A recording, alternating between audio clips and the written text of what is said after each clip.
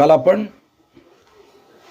कालचा आढावा घ्यायचा म्हणून पटकन लक्षात येतं म्हणून शिवाजी महाराजांनी अफजल खानाच्या स्वारीनंतर ज्या गोष्टी केल्या त्यातली एक रुस्तुम जमालचा वध आणि कोल्हापूरपर्यंत स्वराज्याच्या सरहद्दीत वाढवण्याचं काम केलं.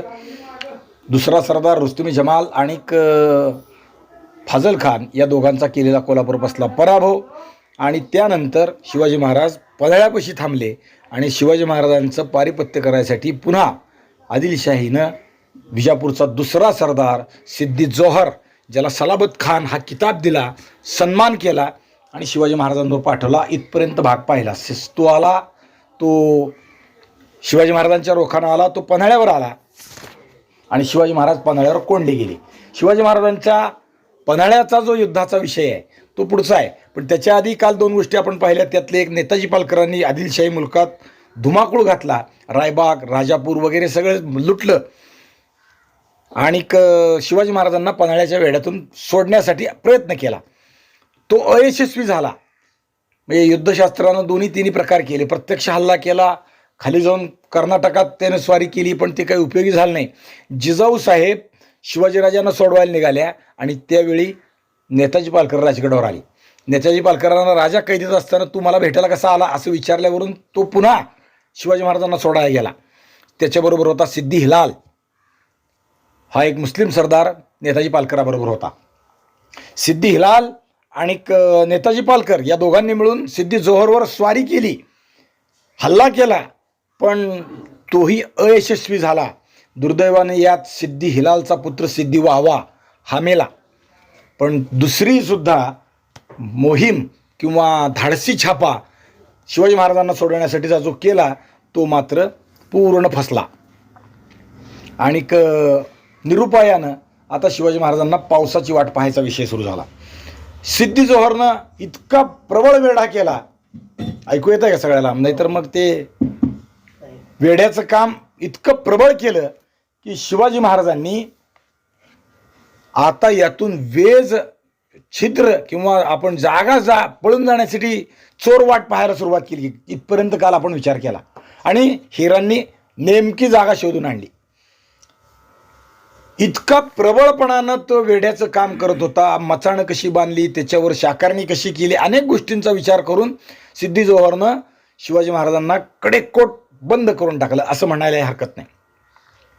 पण हिरांनी मात्र एक गुप्त योजना करून सर्वत्र हिंडून फिरून पाहून जिथं पहारे कमी आहेत, विरळ आहेत आणि महाराज जाऊ शकतील अशा जागेचा शोध करून आणला. आतला मनुष्य बाहेर जाता कामा नये, बाहेरचा मनुष्य आत येता कामा नये असं सगळं असताना सुद्धा हिरांनी ते अतर्क काम केलं.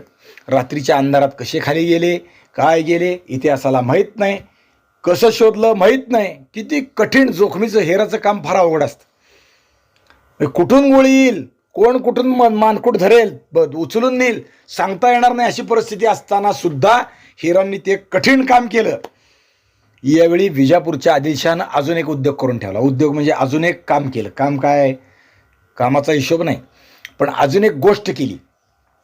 काय केलं की त्याने मुघल दरबारात दिल्लीला एक पत्र लिहिलं की शिवाजी बळजोर होऊ पाहतोय, त्याला आम्ही वेळोवेळी स्वाऱ्या करतोय, पण आमचा 2-3दा पराभव झाला. आता आम्ही पुन्हा शिवाजीचा बंदोबस्त करण्यासाठी सिद्दी जोहरला पाठवलाय. मोठी फौज त्याच्याबरोबर दिली आहे. त्यांनी त्या कामगिरीला प्रारंभ केलाय. पण एकट्याच्या कामानं शिवाजीराजा आटोपणार नाही असं आम्हाला वाटतं आणि म्हणून दिल्लीपती बादशाहनंही शिवाजीराजावर काही फौज सोडावी असं पत्र त्याने लिहिलं. म्हणजे 2 कडून शिवाजी महाराजांचा चुराडा उडवून टाकू, हा विषय स्वराज्य निर्मितीचा जो चालू आहे हा सगळा संपवून टाकू, तुम्ही त्याला प्रयत्न करा असं दिल्लीला पत्र लिहिलं. हे दिल्लीचं पत्र म्हणजे कोणाला आलं? हे आलं औरंगजेबाला. यावेळेस औरंगजेब दिल्लीचा राजा झाला होता. बाप जिवंत होता त्याचा, पण तो आता राजा झाला होता. बापाचा विषय आपण तो मागच एकदा सगळा सविस्तर सांगितला. कसं पकडलं आणि कसं काय केलं बापाला, सगळं विचार केला. आणि औरंगजेबानं शिवाजी महाराजांचं पारिपत्य करण्यासाठी, संपवण्यासाठी यापुढे आहे पुढनं रस्ता, या दिल्लीतून, बसा पुढं आहे जागा, दिल्लीतून मोठी फौज पाठवली, 500 हत्ती, आणि आता किती बाकीची फौज सांगावी, 1,00,000 फौज, सुमारे 80,000पेक्षा जास्त फौज घेऊन एक मनुष्य पाठवला. माणसाचं नाव होतं मिर्झा अबू तालिब उर्फ शाहिस्ते खान. हा शाहिस्ते खान औरंगजेबाचा सख्खा मामा आहे. हां, याला पाठवलं आणि तो शाहिस्ते खान आता स्वराज्यावर चालून आला. म्हणजे एका ठिकाणी शिवाजी महाराज आहेत, त्याच्यावरती सिद्धी जोहर आलाय, आणि दुसरीकडून पुन्हा दुसरी फौज शिवाजी महाराजांना परास्त करण्यासाठी येते, ती शाहिस्ते खानाची आहे. आता शाहिस्ते खान स्वराज्यात आला, नुसता आला नाही, सुप्याचं ठाणं जिंकायचा प्रयत्न केला, चाकणचा किल्ला जिंकायचा प्रयत्न केला. त्या चाकणच्या किल्ल्याचा विषय जो आहे ना, तो म्हणजे चाकणच्या जवळ आले शाहिस्ते खानाचं सैन्य, की चाकणच्या किल्लेदारानं छापा घालून काही लुटमार करता येते. लुटमार म्हणजे लुटमारीसाठी नाही, आपली मराठी चमक दाखवायची म्हणून प्रयत्न केला, आणि ते शाहिस्ते खानाचं लष्कर चिडलं आणि त्याच्यावर स्वारी, त्याच्यावरती हल्ला असं झालं. आणि शाहिस्ते खानाने आपल्या माणसाला जवळ बोलवलं, तोफखान्याच्या वगैरे, आणि ही चाकणची गडी घ्यायची आहे, हे किती दिवस लागेल, एका दिवसात घेतो म्हणून त्याने सांगितलं. ती गडी घ्यायला 55 दिवस लागले कमीत कमी. लक्षात ठेवा, शिवाजी महाराजांचे लोक आहेत नाही असे आहेत. 55 दिवसापेक्षा जास्त लढूनही ती गडी घेता आली नाही. मातीची गडी, गडी म्हणजे लहानसा किल्ला, डोंगरी किल्ला वेगळा आणि जमिनीवरचा किल्ला वेगळा. किल्ल्याचे 3-4 वेगळे वेगळे प्रकार आहेत, 4 आहेत. एक भुईकोट किल्ला, दुसरा गडदुर्ग म्हणजे डोंगरावरचा, तिसरा वनदुर्ग, आणि चौथा जलदुर्ग. जलदुर्ग म्हणजे पाण्यातला किल्ला, वनदुर्ग म्हणजे जंगल, त्याच्या 4 अंगणा आहे, त्याला जंगलाचं बेलागता येते त्याला. तसा हा भुईकोट किल्ला होता. चाकण, ते चाकणचे आहेत, त्यांना माहिती आहे. हां, आता चाकणच्या गडीत काही शिल्लक राहील नाही, हे आहे शिल्लक. हां, मराठी मात्र आहे ना शिल्लक तिथली. चाकण सगळं आता नामशेष झाला. किल्ला जो आहे चाकण, हे पुराणं गाव आहे, जुनं गाव आहे. जुनं म्हणजे महाभारत काळापासूनचं आहे. चक्रपुरी किंवा एक चक्रानगरी असं चाकणची नाव आहेत. चक्रेश्वराचं मंदिर आहे. चाकणच्या बाबतीत अजून एक आठवण पटकन सांगून टाकू आपण. सुदर्शन चक्र नाही, रथाचं चाक, भगवंताच्या रथाचं चाक जिथं पडलं तिथं चक्रेश्वर महादेवाचं मंदिर आहे आता चाकणमध्ये. चाकणमध्ये एक विद्वान गृहस्थ होते, ब्रह्मेश्वर शास्त्री. ब्रह्मे नाव दुसरं सांगतो मी, आठवलं की पटकन. कचेश्वर शास्त्री ब्रह्मे त्यांचं नाव. हे इतके विद्वान होते की काय, आता आपण विद्वान म्हणल्यावर काय त्याची म्हणजे परीक्षा घ्यायची नाही, पण विद्वान असून सदाचरणी होते. आपलं नित्यकर्म जे आपल्या धर्मानं आपल्याला सांगितलंय ते सकाळी स्नान, संध्या, देवपूजा, मग विद्यार्थ्यांना शिकवणं, हे जे आपण वारकरी करतो तेच अत्यंत शुद्ध भावानं ते करत होते. भगवत चरणी अत्यंत लीन भक्त सगळ्या अर्थानं ते होते. आणि ते आपलं नित्याचरण करणारे असं करत असताना गावातले कुचाळ लोक, आता कुचाळाचं काय सगळीकडेच आहेत, सगळ्या जगात असतात, ते त्यांची टिंगल त्यावेळी करायची. जसं पैठणला नाथांच्या तिथं आहे कुचाळ कट्टा नावाचा कट्टा आहे, माहिती आहे का पैठणला? तिथं कुचाळ लोक म्हणजे कुचाळ्या करणारे, नाथांना निंदा करणारे किंवा अजून सज्जन संत लोक असतील त्यांची निंदा करणारे तिथं बसायचे आणि कुचाळ्या करायची. जेवायला नाथाच्या घरी जायचं आणि बाहेरून परत नाथाची टिंगल करायची, असे हे कुचाळ लोक होते. तसं हे कुचाळ लोक या ब्रह्मेशास्त्री, कचेश्वर शास्त्री ब्रह्म्यांची टिंगल करायची. आणि एक दिवशी म्हणण्यापेक्षा या चाकणच्या परिसरात पाऊस कमी पडला, दुष्काळ पडला, लोक पावसाची वाट पाहायला लागली, पाऊस नाही, अस्वस्थ झाले, पाऊस नाही. एक दिवशी हे शास्त्री व आपल्या नित्यकर्म करून घराच्या बाहेर पडले महादेवाच्या दर्शनाला, चक्रेश्वराच्या. आणि ते जात असताना हे कुचाळ कट्ट्यावर बसले होते आणि ते म्हणले, हो का हे विद्वान चाललेत, शास्त्री आहेत, पंडित आहेत, सांगा बरं पाऊस पडेल का? खरंच तुम्ही ज्ञानी असाल, ज्ञानी विद्वान नाहीत, खरंच तुम्ही भगवत भक्त असाल तर आज पाऊस पडेल का? सांगा, तुमचा शब्द प्रमाण, तुम्ही म्हणता ना तसं सांगा. ते म्हणले, तुमची इच्छा आहे ना पाऊस पडायचा, आज पडून जाईल. दिवस पावसाचे नाहीत, पावसाळा संपून गेला, आज पाऊस पडेल. आणि मग त्यांना काय टिंगल करणाऱ्याला काय, पडला तरी हे नाहीत पडला तरी टिंगल करायची. आणि ते दर्शनाला महादेवाच्या गेले निघून. हे टिंगल करत बसले, आता आज पाऊस पडणार, दिवस कोणचे थंडीचे, दिवस कोणचे पाऊस संपलेले, असे टिंगल करायला लागले. आणि हे शास्त्रीबाबा महादेवाचं दर्शन करून माघारी यायच्या आत असे काळे ढग दाटून आले की पाऊस धो धो धो धो पडला. अगदी एका दिवसात सगळा वर्षाचा पाऊस पडल्यासारखा पडला. असे म्हणजे विद्वानांना भगवंताचा सुद्धा कसा काय म्हणायचं त्याला, आपल्या अभंगाचा आहे, भक्ता राखे पायापाशी दुर्जनाशी संहारी. भक्तानं शब्द दिला पाऊस पडेल, पाडला भगवंतानी. ते प्रत्यंतर तिथं आहे. आणि या ब्रह्मेशास्त्रींचं शिवाजी महाराजांनी पूजन केलं. पूजन म्हणजे त्यांना वर्षासन लावून दिलं. त्यांना काही विद्वान मनुष्य आहे याचं काही मानमरातब केल्याने याला काही वर्षासन याचं वर्षाला काहीतरी तुम्ही पूजा अर्चा करतात, त्याच्यासाठी हे धन दिल्यानं स्वराज्याचं हित आहे म्हणून शिवाजी महाराजांनी त्यांना वर्षासन लावून दिलं, त्यांचं पूजन केलं. पूर्वी असं होतं किंवा आपलं धर्मशास्त्र असं सांगतं की राजाचं काम आहे जनतेचं चालवणं, म्हणजे जनतेला काही अन्न पाणी कमी मिळालं तर चालवणं. तसंच विद्वान लोक आपापला दिनक्रम करीत असताना त्यांचाही चरितार्थ चालवणं हे राजाचं काम आहे.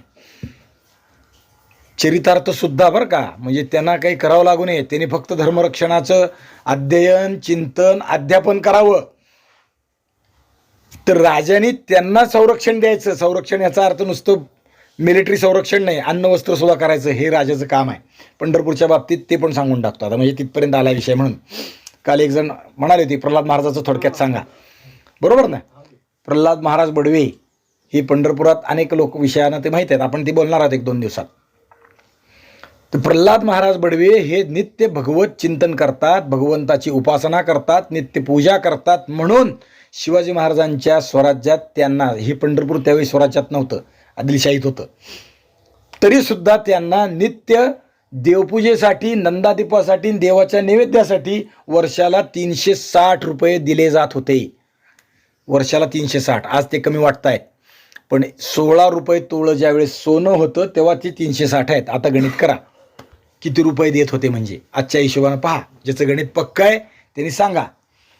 हां, ती कॉमर्सला आहेत बघा, चाकणकर, सांगा किती रुपयाचं आजच्या भाषेत. काम काय करायचं त्यांनी, काही करायचं नाही. नित्य तुमचं जे चिंतन भगवताचे धर्मरक्षण आहे ते करावं, पण देवाला त्यांच्या वतीनं नैवेद्य दाखवावा. नित्य अभिषेकात एक स्नानाचा म्हणजे स्वराज्यासाठी म्हणून एक तांब्या घालावा, नंदादीप आहे तो लावावा. आणि काय करावं, स्वराज्याचं अभिष्ट चिंतावं, स्वराज्य सुखरूप व्हावं किंवा स्वराज्याचं हित व्हावं हे भगवंतापुरच्या आणि विनंती करावी, बाकी काही नाही.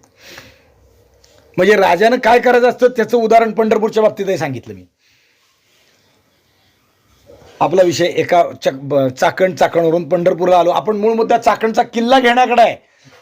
शाहिस्तेखानानं आणलेला तोफगोळा, दारुगोळा जो होता तो, कित्येक गाड्या दारुगोळा या चाकणच्या किल्ल्याची मातीची गडी उद्ध्वस्त करायसाठी फस्त झाला.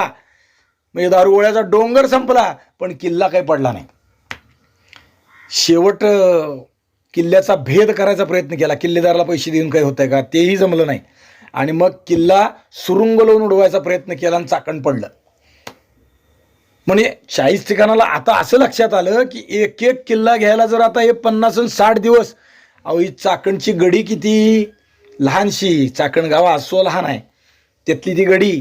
हां, आता त्या गडीत शिबंदी किती, सुमारे 300 ते 500 लोक, जास्त सुद्धा नाही. 500 लोकाला 10,000ची फौज लढवून किल्ला पडायला 60 दिवस, 55 दिवस, तर बाकीचं स्वराज्य कसं जिंकावं हे प्रश्न शाहिस्तेखानाला निर्माण झाला. आणि मग शाहिस्तेखानाने पुण्यात येऊन तळ दिला.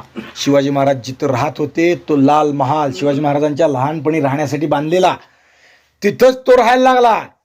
जिथं कालपर्यंत वेदमंत्र घोषित होते, देवपूजा होत होती, गायीची रोज पूजा होत होती, त्या लाल महालात आता शाहिस्तेखानाची कव्वाली सुरू झाली. कव्वाली म्हणजे माहिती आहे, मुसलमानी नाद छंद, बायकाचं नाच गाणं जे असतं ते सुरू झालं. जिथं गाईला घास घातला जात होता तिथंच गाय कापायला सुरुवात झाली. शिवाजी महाराजांना या वार्ता उडत उडत कळल्या. जरासं अवघडच होतं, तरी काही बातम्या जात होत्या, शाहिस्तेखान स्वराज्यात आला आणि ही सगळं आहे. आता विचार करा बरं का, अनेक गोष्टींनी मी सांगतो, हे आपल्याला गतीनं जायचं आहे म्हणून फार खोलात नाही शिरत. स्वतः राजा पन्हाळ्याच्या किल्ल्यात कैदेत असल्यासारखा, कैदेत म्हणजे वेड्यानं बंद आहे, बाहेर येऊन काही करता येत नाही. नेताजी पालकरासारखा त्यांना प्रयत्न करतोय तरी तो यशस्वी होत नाही. स्वराज्यावर दुसरं संकट तिकडनं आलेलं आहे, हे एक संकट आहे, दुसरं संकट तिकडनं आलेलं आहे, म्हणजे राजा कैदेत आहे, जिजाऊसाहेब कारभार पाहत आहेत, बाकीचे कारभारी पण कारभारात आहेत. हा शाहिस्तेखान सैन्य घेऊन आला आहे, पुण्यात येऊन राहिला आहे, म्हणजे स्वराज्याच्या अगदी तळ, ज्याला आपण माझघरात, कुटीघरात किंवा स्वयंपाकघरात आलाय असं म्हणू, अशा ठिकाणात आलाय. आणि तिथून त्याच्या फौजाच्या तुकड्या करून स्वराज्याचं तळपट करण्यासाठी अनेक ठिकाणी जाऊन गावाच्या गाव उद्ध्वस्त करण्यासाठी शाहिस्तेखान प्रयत्न करतोय. बरं, एवढ्यावर थांबलाय का? नाही, किल्ले घेण्याचा प्रयत्न करतोय. मग सुपं घेतलं, मग आमकं घेतलं, मग तमकं घेतलं. किल्ले घ्यायला दिवस जात आहेत हा विषय जरी असला तरी तसा प्रयत्न चालू आहे. म्हणजे राजा कैदेत आहे तरी सुद्धा प्रजा होरपळत असताना प्रजा कुणीही शाहिस्तेखानाच्या बाजूने गेली नाही, हा विषय महत्त्वाचा आहे. मराठी लोकांचं वैशिष्ट्य आहे ते आहे, शिवाजी महाराजांच्या कार्याचं कर्तृत्वाचं विशेष आहे ते आहे. राजा कैदेत असला तरी आपण लढाई केली पाहिजे, शत्रूचं पारिपत्य केलं पाहिजे. आणि पुढं म्हणजे स्वराज्यात शिवाजी महाराजांच्या आणि संभाजी महाराजांच्या नंतरही ते आपल्याला दिसून येतं. किंबहुना एक गोष्ट अशी आहे की आत्तापर्यंतच्या इतिहासात असं होतं की नेता पडला विजयनगरच्या राज्याचा, आपण पाहतो स्वतः विजयनगरचा राजा कैदी झाला युद्धात, राकसतांगडीला लाखांनी फौज लढली, मोठंच्या मोठं महायुद्ध झालं, 5 पातशाह्याविरुद्ध 1 विजयनगर. विजयनगरचा राजा स्वतः कैदी झाला आणि विजय प्राप्त होता होता विजयमाला तुटली. म्हणजे सैन्याला विजय प्राप्त होत होता, पण राजा कैदी झाला म्हणलं की सैन्य गडबडलं, पळून चाललं, राजा पकडला गेला आणि आता काय लढायचंय असं वाटायला लागलं. तसंच देवगिरीतही झालं. 2दा देवगिरीला, पहिला म्हणजे अलाउद्दीन खिलजी चालून आला ना, त्यावेळेस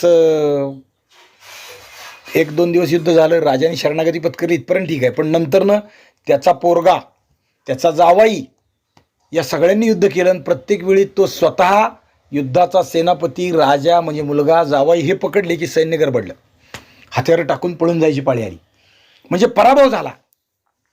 हे गणित शिवाजी महाराजांनी बदललं.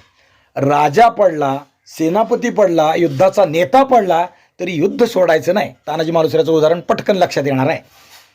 नुसतं तानाजी मालुसरे नाही, पुढच्या इतिहासात तेच आहे. राजा नाही, संभाजी महाराजांची औरंगजेबानं क्रूरपणानं हत्या केली. राजा नाही, राजसिंहासन नाही, रायगड पडला म्हणजे राजधानी नाही, करता कारभारी नाही, कुणीच नाही. राजाराम महाराज तिकडे जिंजीला गेले राजकुटुंब वाचवण्यासाठी, इथं करता माणूस नाही, म्हणजे राजा नाही, राजाचा प्रतिनिधी नाही, सेनापती नाही, निर्णायकी विषय झाला तरी सुद्धा या मराठी मुलखातल्या लोकांनी शिवाजी महाराजांचा घालून दिलेला आदर्श अंगीकारला आणि 25 वर्ष औरंगजेबाबरोबर युद्ध केलं. थोडं थोडं का नाही. शिवाजी महाराज गेले 1680ला आणि 82च्या दरम्यान औरंगजेब दक्षिणेत निघाला. तो 1707 पर्यंत महाराष्ट्रात होता, शेवट महाराष्ट्रातच मेला, इथून जिवंतपणे माघारी जाता आलं नाही. या युद्धाचं विशेष सांगायचं तर दिल्लीच्या मोगलाच्या सत्तेची ऱ्हास ह्या युद्धातून मराठ्यांमुळे झाला. म्हणजे शिवाजी महाराजांचं जे विशेष आहे की राजा नाही, युद्धाचा नेता पडला तरी सुद्धा युद्ध केलं पाहिजे. युद्ध राजासाठी नाही आहे, एका माणसासाठी नाही आहे, युद्ध स्वराज्यासाठी आहे, युद्ध धर्मासाठी आहे, युद्ध भगव्या झेंड्यासाठी आहे, युद्ध देवासाठी आहे. ते युद्ध करण्याची मानिशा सगळ्या लोकांना शिवाजी महाराजांनी दिली. शाहिस्तेखानाच्या बाबतीत ते आहे. शिवाजी महाराज कैदेत आहेत म्हणून माणसं हताश झाली नाहीत आणि शाहिस्तेखानाला जाऊन मिळाले नाहीत. गावागावातून लोक शाहिस्तेखानाला विरोध करायला लागले, शाहिस्तेखानाचा तसा समाचार घ्यायला लागले. आणि इकडं शाहिस्तेखान स्वराज्याचं जाळपोळ करतोय आणि इकडं आता शिवाजी महाराज कैदेत आहेत. आणि शिवाजी महाराजांनी पळून जाण्यासाठी योजना करायला सुरुवात केली. काय काय केलं, कसं जायचं, आधी हेरांकडून रस्ता आणला. यावेळी पन्हाळ्यावर सुमारे 8,000 लोक शिवाजी महाराजांच्या बरोबर होते पन्हाळ्याच्या शिबंदीत. यात कोण कोण होतं, यात त्र्यंबक भास्कर या नावाचे किल्लेदार होते असं म्हणतात. आता या नावात काही कमी जास्त होते, पण त्र्यंबक भास्कर हे मात्र किल्ल्यावर होते.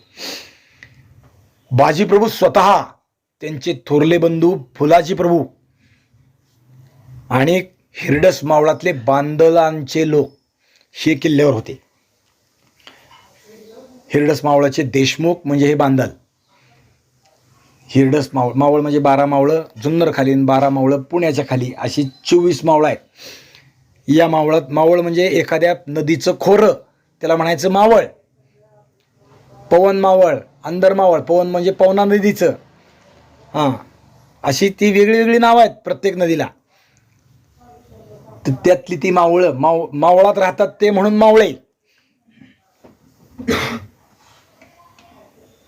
तसं आहे. आणि हे लोक तिथं पन्हाळ्यावर आहेत.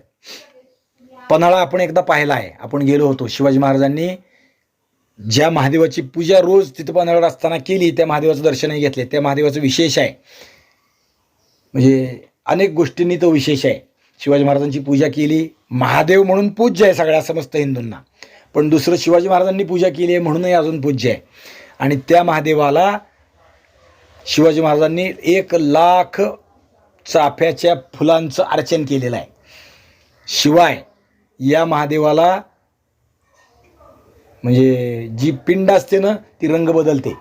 म्हणजे सर्वसामान्य महादेवासारखा नाही, विशेष आहे तो. त्याचा रंग बदलतो. दिवसभरात 3 रंग निर्माण होतात, सकाळचा वेगळा, दुपारचा वेगळा. जेव्हा तेव्हा पाहाल तेव्हा वेगळे वेगळे दिसते. आणि शिवाजी महाराज आता निघायच्या विचाराने तयारी करायला लागली. पावसाळ्याचे दिवस, सगळं खडतर. हेरांनी वाट शोधून आणली. मसाईच्या पठाराकडं जायचा रस्ता थोडा विरळ आहे, तिथं चौक्या पहारी गस्त कमी आहे, आपल्याला इथून जाता येईल. आणि मग शिवाजी महाराजांनी काय केलं, म्हणजे नुसतं पळून जाण्यात शिवाजी महाराजांचा विषय स्वराज्य वाचवणं हा होता, तसं दुसराही एक किल्ल्यावरचा एक विषय अडचणीचा निर्माण झाला होता. किल्ल्यावरची शिबंदी जेवढी आहे तेवढं पुरेसं धान्य नव्हतं. आता संपत यायला लागलं होतं. पन्हाळा मोठा आहे, पन्हाळ्यावरती गोडाऊन आहेत, आजच्या परिभाषेत ज्याला म्हणू. मोठेच्या मोठे गंगा यमुना या नावाचे धान्याचे कोठार आहेत, आजही आहेत ते. इथं जास्त दिवस राहिलो तर आता अडचण निर्माण होईल. आता इथून निघालंच पाहिजे. म्हणजे धान्यही संपत आले. 8,000 लोकांना खायला काय लागत नाही. बरं, 8,000 बरोबर बाकीचे घोडे बिडे अमकं तमकं आहे ना, ते सगळंच पाहिजे. इथली शिबंदी संपत आली, आता इथून निघालच पाहिजे. आता काहीतरी केलं पाहिजे, सुटलं पाहिजे.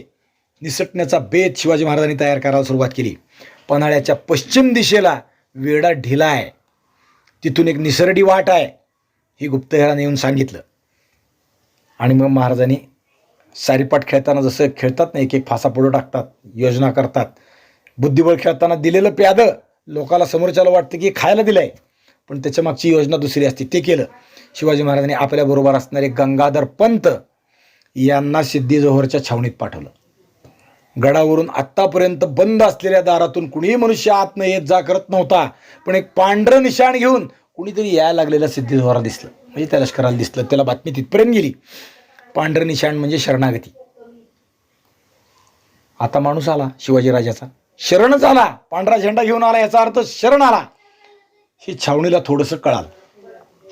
आणि त्या आलेल्या माणसाला सिद्धी जोहर पुढं उभं केलं. गंगाधर शास्त्री सिद्धी जोहरला भेटायला गेले.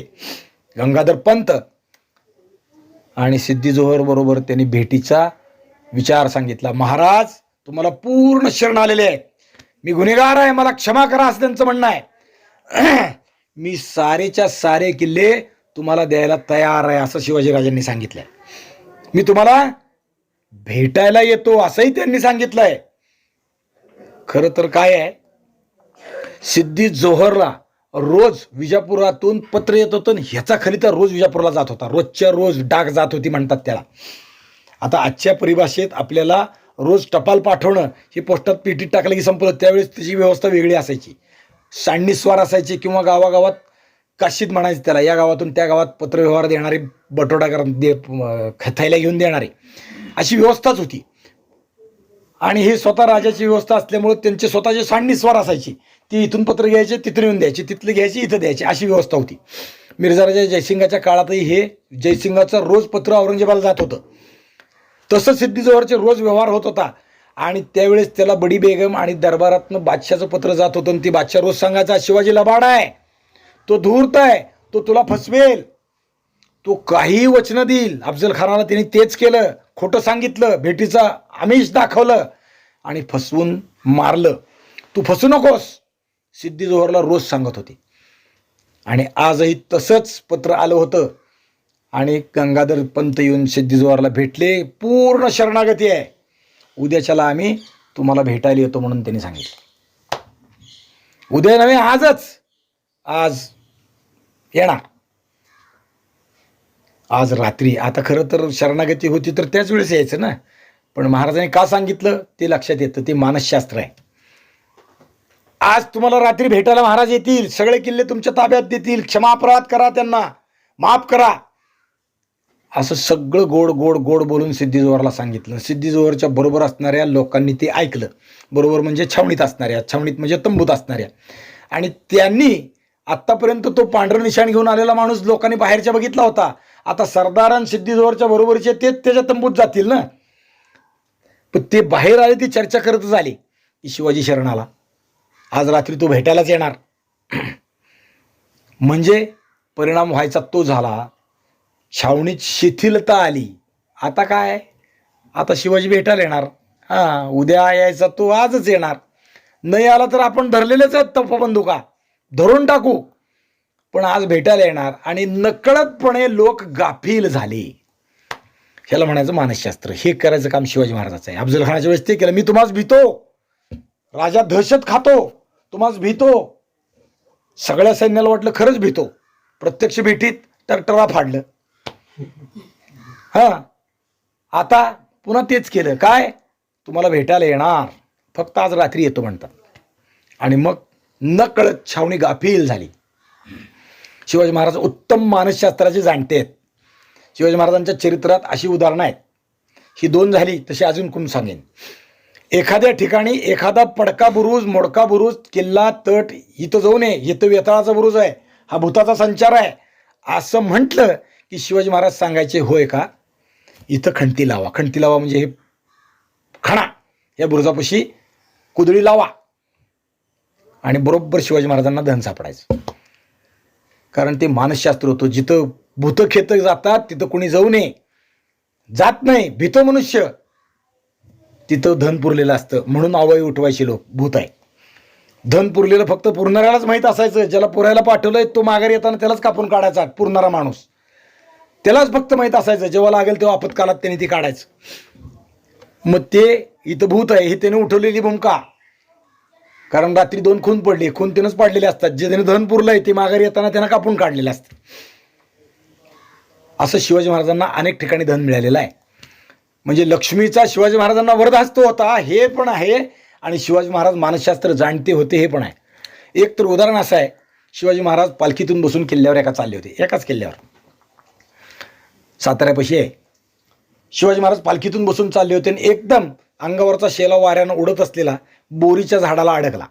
बोरीचं म्हणजे आता ती काय शहरातल्या लोकांना नाही कळणार, तुम्हाला ग्रामीण भाग, बोर, त्याला काटे असतात. मग ती फाटतं ना कापड, काट्यात अडकल्यावर काय होणार, फाटणार. तसं ते शेला अडकला. लोकांची धावपळ उडाली, ती काटे काढायची, ती शेला काढा, महाराजा सोडा, ट्रॅक्टर. तोपर्यंत 4 पावलं पुढे गेले होते. महाराजांनी थांबले. मग ती कपडा काढला, महाराजापाशी सोडला, झालं. पालखी परत पुढे नाही गेली. महाराज म्हणले, थांबा, आता पालखी ठेवायची. आता काय करा, आता या बोरीच्या झाडाखाली खंती लावा. आणि तिथं धन सापडलं महाराजाला. म्हणजे शकून अपशकूनही महाराज जाणत होते असं म्हणलं तर काही वावगं ठरणार नाही. महाराज हे असे आहेत, मानसशास्त्र जाणते आहेत. आणि महाराजांनी आता ती साखर पेरणी सगळ्या सैन्यावर गाफील केली. एक बातमी, 50,000ची छावणी गाफील झाली. वाऱ्याच्या वेगानं सगळ्या छावणीत बातमी पसरली. सारे लोक नकळत धुंदीत गेले. अफू, गांजा, चरस न करता धुंदी आली. कामात ढिलाई आली. थोडं स्वस्थता आली. आणि वर महाराज योजना करत होते. आता महाराजांनी बांदल देशमुखाची 600 लोक गडावर निवडले. 8,000पैकी 600च घेतले. बघा बरं का. काय करायचं, आता किल्ल्यावरून उतरायचं आहे. मोजके पाहिजेत. घोडे बिडे होते पण नाही घेतले. चालतच जायचं आहे. कुणीकडं? पन्हाळ्याच्या पश्चिमेला खेळणा उर्फ विशाळगड आहे, तिकडं जायचं.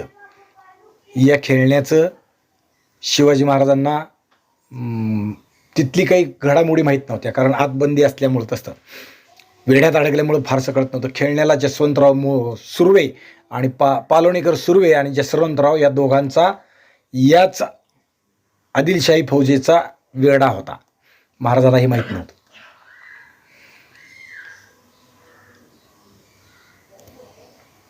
खेळणा किंवा हा विशाळगड जो आहे हा विस्तारानं प्रचंड मोठा किल्ला आहे. जसा पन्हाळा आहे तसाच तो पण आहे. या विशाळगडावर जायचा हेतू अनेक गोष्टींनी महाराजांनी केलेला आहे. त्यातलं एक हा स्वराज्याच्या हद्दीतला किल्ला आहे, पण कोकण आणि म्हणजे ज्याला आपण आज पश्चिम महाराष्ट्र म्हणतो त्याच्या एकदम ऐन दोन्हीच्या मध्यावरचा किल्ला आहे. आज पन्हाळ्यात अडकून पडलो तसं उद्या विशाळातही अडकून पडू आपण. तर काय, तर एकदम कोकणात उतरलं की 1000 वाट आहेत, सगळीकडनं सोपं आहे. विशाळ्यावरून कोकणात जायला फार सोपं आहे. असा विचार करून ती विशाळ्यावर आलीत. आणि विशाळ्यावर दुसरं एक आहे, विशाळा गडावर मोठंच्या मोठं सरोवर आहे. सरोवर म्हणजे तळ आहे, 200 एकराचं जवळजवळ मोठं तळ आहे. आणि त्या तळ्याचं पाणी घेऊन शेतीवर करावी एवढी शेती आहे, म्हणजे अन्नधान्याची ददात पडणार नाही असा पण विचार आहे. शिवाजी महाराज एवढा दीर्घ विचार करत होते.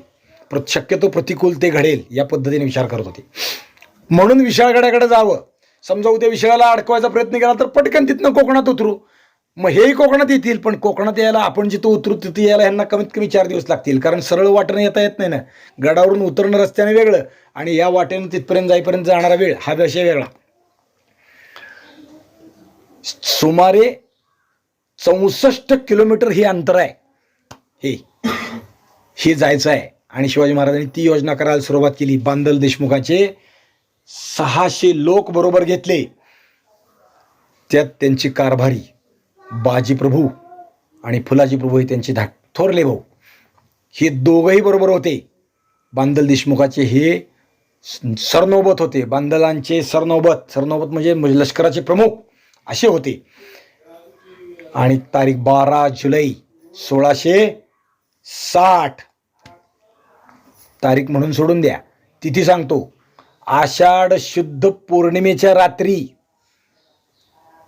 एकादशीला आळंदीवरून दिंड्या पंढरपूरला आल्या, तसं आता ही धारकऱ्यांची दिंडी पन्हाळ्यावरून विशाळ्याकडे जायची होती. महाराज राजदिंडीनं, पन्हाळ्याच्या त्या राजदिंडी त्याचं नावच आहे, भागाचं नावच आहे राजदिंडी, आज सुद्धा आहे, तिथून उतरायला प्रारंभ केला. रात्रीची सुमारे अंधार पडला आणि पहिल्या प्रहरात महाराज निघाले. वरून धो धो पाऊस पडतो आहे, पन्हाळ्याचा पाऊस प्रचंड आहे. आणि महाराज पन्हाळा उतरायला सुरुवात झाली. महाराजांना काळजी होती, शत्रू पाठीवर येईल, मध्येच धरेल, काहीतरी होईल. पण जे काय आता करायचं आहे ते आणीबाणीनं केलं पाहिजे. इथून बाहेर पडल्याशिवाय पर्याय नाही, तरुणोपाय नाही, बाहेर गेलंच पाहिजे या विचारानं महाराज तिथून बाहेर पडले. रात्रीच्या अंधारातून हळूहळू करत आता छावणी जवळ आली आणि छावणी पार करून पुढे गेले. छावणीला कळलंच नाही, पार करून पुढे गेले. पण पुढे गेल्यावर मात्र थोडासा घोटाळा झाला. घोटाळा म्हणजे काय, महाराजांचा घोटाळा झाला असं नाही, पण टेहळणीसाठी छावणीतून बाहेर जे हेर फिरतात त्यांनी विजा चमकल्यावर हे पाहिलं. महाराजांनी आता बरोबर हातात मशाली बिशाली काही घेतल्या नाहीत, बरं घोडे बिडे घेतले नाहीत, त्यांचा आवाज होईल. जे माणसं होते ते शूर होते, लढवय्ये होते, तसे मुत्सद्दी होते. एकमेकात कुजबूज सुद्धा करायची नाही, बोलायचं नाही, फक्त पलीकडे गेलं की संपलं. या पद्धतीने ते विचार करून बाहेर पडले होते. आणि त्याप्रमाणे ते हळूहळू छावणीपर्यंत आले. छावणी जिथं विरळ आहे तिथनं बाहेर पडले, पलीकडे गेले, लांब गेले. आणि हेरांनी टेहळ्याने ते पाहिलं, कुणीतरी माणसं इथून जात आहे. वीज चमकली, विजेनं घात केला आणि ते पाहिलं आणि ते आले पळत. महाराजांचे लोक त्या हेराच्या मागे लागले. हेरच कापून काढल्यावर बातमी काय जाते, पण एक कोणीतरी त्यात निघालाच, जो ते सगळं चुकवून पळाला. बाकीचे मारले पण एक पळालाच. आणि त्यानं सिद्धी जोहरला जाऊन सांगितलं की हुजूर, इथून माणसं पळून गेलेत, खासा शिवाजीच पळून गेलाय. आत्तापर्यंत हा सिद्धी जोहर शिवाजी येणार शिवाजी येणार म्हणून वाट बघत बसला होता. आली ती बातमी शिवाजी पळाल्याचीच. आणि मग तो चिडला, संतापला आणि पकडा, शिवाजी महाराजाला पकडा म्हणून त्यांनी आपला जावई सिद्धी मसूद त्याच्याबरोबर 20,000 फौज दिली आणि तो घेऊन निघाला. गेले पुढं, शिवाजी महाराजाला पकडायला गेले. इथं मात्र एक कहाणीत शिवाजी महाराजांच्या स्वतःने नाही पण बाजीप्रभूंनी एक ट्विस्ट ज्याला म्हणतो, ज्याला संभ्रम निर्माण करणारा विषय तो केला. शिवाजी महाराज असे आहेत. बाजीप्रभूंनी काय केलं, आता यात काय आहे माहिती का, असा कुणी मनुष्यच नव्हता, हे खरंच नाही असं म्हणणारा एक वर्ग आहे आणि याला सत्यता सांगणारा एक वर्ग आहे. पोर्तुगीज पत्रातून मात्र हा उल्लेख आहे, म्हणजे युरोपीय लोकांच्या पत्रातून, इंग्रज पोर्तुगीज ह्यांनी पत्र लिहिली, यातून तो उल्लेख आहे की असं झालं. काय झालं, शिवाजी महाराजांसारखा दिसणारा एक मनुष्य होता, शिवाकाशीत त्याचं नाव. हा पन्हाळ्याच्या पायथ्याला एक गाव आहे, तिथला राहता. तो यावेळी शिवाजी महाराजांच्या सैन्यात होता. तो साधारण शिवाजी महाराजांसारखा दिसत होता आणि शिवाजी महाराजांसारखा दिसतोय म्हणून त्यांनी दाढी राखली होती आणि त्याचा फायदा बाजीप्रभूंनी घेतला. त्यांनी शिवाजी महाराजांचे कपडे त्याला घालायला लावले आणि बरोबर घेतलं होतं. खरं तर विचार करा बरं का, आता नुसतं शिवाजी महाराजांसारखं दिसणं सुद्धा मृत्यूकडे नेणार आहे. असणं काय आहे, हा विचार करायसारखा विषय आहे. विचार म्हणजे विचार करून बुद्धीची शकलं उडायसारखं आहे ते. नित्य मृत्यूच्या ओठावरी वास, कधी इकडं पडेल सांगता येत नाही, असं शिवाजी महाराजांचं चरित्र आहे. बाजीप्रभूंनी ते केलं. शिवाकाशीदाला दुसरी बरोबर 2 पालख्या घेतल्या होत्या. दुसऱ्या पालखीत शिवाकाशीदाला बसवलं. एक पालखी मोकळीच होती, म्हणजे दोन्ही मोकळ्या होत्या. शिवाजी महाराज चालतच होते, पालखीत नाही बसली सुरुवातीला. नंतर मात्र बाजीप्रभूंनी आग्रह केला, तुम्ही चालायला लागला तर तुमच्यामुळं आम्हाला वेळ लागतोय, म्हणजे थोडं धन्याला दटवायच्याही काही वेळ असतात. बाजीप्रभूंचं वाक्य एक चित्रपटात दाखवलं आहे, भालजी पेंढारकरांनी दाखवलं आहे. म्हणजे तुम्ही मालक असताल पण तुम्हालाही रागवायची काही वेळ असते आणि त्या पाशाचं, त्याला प्रेमपाश म्हणतो आपण, त्याचं बंधन तोडणं अवघड असतं. शिवाजी महाराजांना निरुपाय झाला आणि पालखीत बसून पुढे गेले. आम्ही पळत पळत नेतो, तुम्हाला आमच्याबरोबर पळणं होणार नाही, असा त्यातला भाव आहे. तुम्ही पालखीत बसा, तुम्हाला सुखरूप नेणं हे आमचं काम आहे. तो भाग इथं आहे. शिवाकाशीदाला एका पालखीत घातलं, शिवाजी महाराज दुसऱ्या पालखीत बसले. शिवाकाशीदाला मूळ शिवाजी महाराज ज्या रस्त्यानं चोरवाटेने जाणार होते त्याच्यापेक्षा थोड्या हम रस्त्याकडनं पालखीनं पाठवलं. त्याच्याबरोबर 5-25 माणसं दिली, जास्त नाही. किती दिले माहीत नाही, कोण होते माहीत नाही. एकच नाव शिवाकाशीत, तेही विवादात आहे की नाही, झालं की नाही, अशा अनेक गोष्टी आहेत त्यात. पण असं झालं, ज्यातून ऊर्जा मिळते ते झालं म्हटलं तर काही वाईट नाही असं मला वाटतं. शिवचरित्राची ऊर्जा घ्यायची आहे ना, हे झालं. नसलं झालं, इतिहासात सिद्ध नाही तरी चालेल. नाथ महाराजांच्या किंवा आपण त्यांचे आजोबा भानुदास महाराजांच्या चरित्राचा आपण वारकरी म्हणून त्याचं अनुसरण करतो. परमात्मा पांडुरंगाची मूर्ती विजयनगरच्या राजानं पंढरपुरातून नेली आणि ती वारकऱ्यांच्या बेचेनीमुळं नाथ महाराजांच्या आजोबा भानुदासांनी आणली. प्रत्यक्ष ऐतिहासिकदृष्ट्या कागदोपत्री असा कुठेही कागद नाही.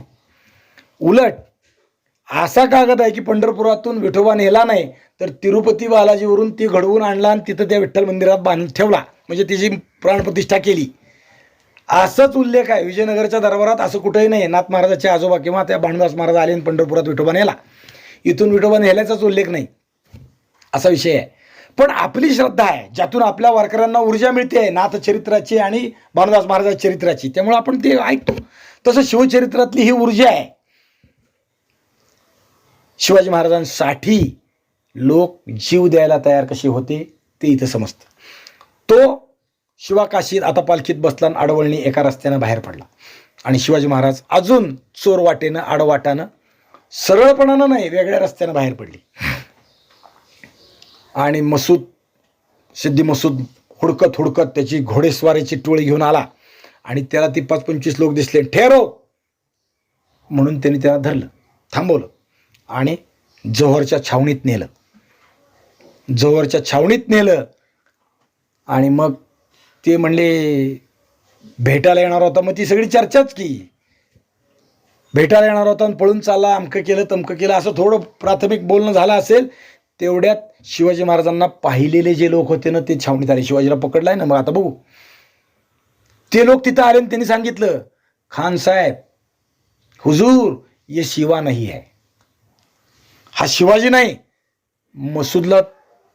मसूदपेक्षा सिद्धी जोहरला आश्चर्य वाटलं. अरे माझ्याशी बोलतायत, राजे म्हणून आलेत, पालखीत बसून आलेत, भले ते पळून जात होते, पकडून आणले असतील, सरळपणानं नाही आले, पण तू नाही म्हणतोस कसं काय? मग त्यांनी सांगितलं, मी शिवाजीला ज्यावेळेस अफजल खानाबरोबरचं युद्ध झालं त्यावेळेस प्रत्यक्ष पाहिलाय. तो हा नाही, फाजल खान असेल किंवा त्याच्याबरोबरचे अजून जाणते लोक असतील, त्यांनी सांगितलं की तो हा नाही. आणि मग सिद्धी जोहरनं संतापून शिवा काशिदाचा अंत केला. शिवाजी महाराजाचं नाव घेऊन नुसतं पोशाख केला तर शिवाजी महाराजांच्या विषयानं एवढं मृत्यू.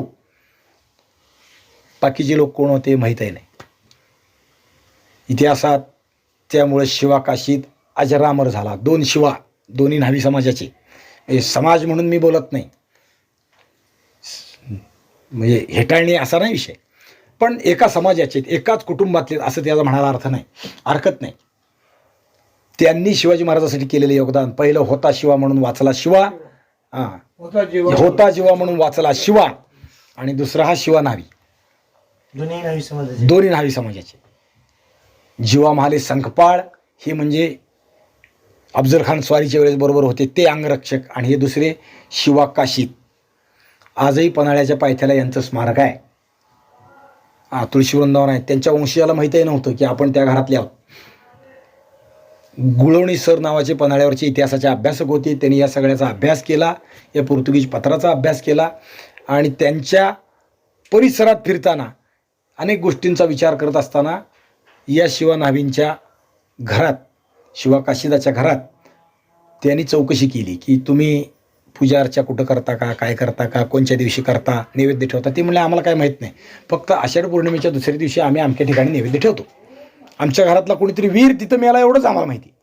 मग त्यांच्या घरात ते कागद पाहिले, तपासले, आणि तो दिवस पौर्णिमेच्या दुसऱ्या दिवशीचा म्हणजे शिवा काशिदाच्या मृत्यूचा आहे म्हणून त्याचा विचार सगळा एकल्या करून त्या वृंदावनाचं आता ते जीर्ण झालेलं, चांगलं सुस्थितीत आहे. आता लोकही ते बांधकाम केले आहेत, उत्तम व्यवस्था झाली आहे.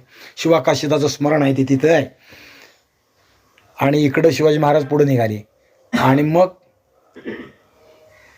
म्हणजे रोज दाढी करणारा एक नवीन एक मनुष्य अनेकांनी बघितले, पण बिन पाण्याची एका वेळी 50,000ची दाढी करणारा एकच शिवा काशीद. आणि महाराज पुढं पळाले, आणि त्यांच्या पाठलागाला पुन्हा सिद्धी जोहरनं संतापून त्याला पहिल्यांदा जावई म्हणजे काय हो, भगवान विष्णूचा अवतार त्यांच्यात नाही आहे, पण आपल्याकडे आहे ना, जावयाला विष्णू समजतो, तो विष्णू आहे की जावाई, असं त्याला जावयाचं कौतुक केवढं वाटलं असेल. माझ्या पोरीचा नवरा त्याने शिवाजीराजाला धरून आणलं असं वाटलं असेल. आणि जेव्हा तो जावाई हा खोटा शिवाजी धरून आणलाय हे लक्षात आल्यावर तो जावाई त्याला जामा तो दशमग्रह वाटला असेल. 9 ग्रह मागे लागतात ना पत्रिकेतले, त्याच्यापेक्षा हा 10वा ग्रह असतो.